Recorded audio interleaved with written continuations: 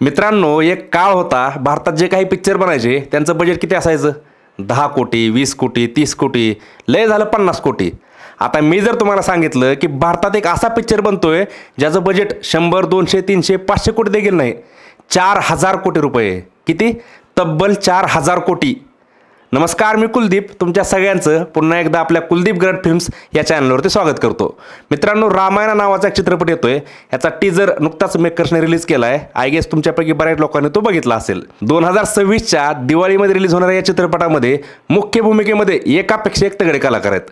या चित्रपटामध्ये आपला प्रभू श्रीरामांच्या भूमिकेमध्ये रणबीर कपूर, माता सीतेच्या भूमिकेमध्ये साई पल्लवी, हनुमानजींच्या भूमिकेमध्ये सनी देओल आणि सगळ्यात मेन रावणाच्या भूमिकेमध्ये KGF स्टार यश बघायला भेटणार आहे. हे आणि असे कित्येक तगडे कलाकार या चित्रपटामध्ये असणार आहेत. आता 200-300 कोटीमध्ये बनलेला बाहुबली सिनेमा बघून आपल्या सगळ्यांची छाती 56 इंचापेक्षा जास्त फुगली होती. आता मला सांगा, 4000 कोटीचा पिक्चर बघितल्यानंतर आपल्या सगळ्यांचं काय होईल? मित्रांनो, हा चित्रपट ऑन लोकेशन शूट न करता एका मोठ्या सेटअपमध्ये इंडोर शूट केला जाणार आहे. आता तुम्हाला प्रश्न पडेल, इंडोर जर शूट करणार असाल तर एवढं बजेट कसं काय? तर याचं सगळ्यात मेन कारण आहे CGI आणि VFX. आता VFX आणि CGI जर आदिपुरुषसारखं केलं तर काय होऊ शकतं हे आपल्या सगळ्यांनी बघितलंय. आता मेकर्सने 100% मनाशी खूनबाड बांधली. काही झालं तरी हा सिनेमा जागतिक लेवलला गेला पाहिजे. मग जागतिक लेवलला जर सिनेमा पाठवायचा असेल तर त्याच लेवलचा आपला VFX आणि CGI करावं लागणार आहे, जे हॉलिवूडचे पिक्चर किंवा हॉलिवूडचे फिल्म मेकर्स करतात. आणि एक्झॅक्टली ह्या सिनेमाबद्दल तेच होणार आहे. हॉलिवूडचे आपण जेवढे म्हणून टॉप क्वालिटी सिनेमे बघितलेत, जेवढे म्हणून बिग बजेट, हाय CGI आणि हाय VFX असले सिनेमे बघितलेत, त्या सिनेमांचं जी कंपनी VFX आणि CGI करते तीच कंपनी ह्या सिनेमासाठी आपण हायर केलेली आहे.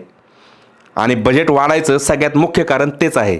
आता प्रामुख्याने ह्या सिनेमाचं बजेट वाढण्याचं आणखी एक मुख्य कारण म्हणजे हा सिनेमा 2 पार्ट्समध्ये येतोय. आता तुम्ही म्हणाल की बाहुबली देखील 2 पार्ट्समध्ये आला होता, तरी देखील त्याचं बजेट 200-300 कोटीच होतं. मग याचं 4000 कोटी का? आता तुम्ही लक्षात घ्या, ज्यावेळेस मी रामायण किंवा महाभारत म्हणेल त्यावेळेस तुम्हाला काय आठवतं? अर्थातच आपले देव आणि आपला धर्म.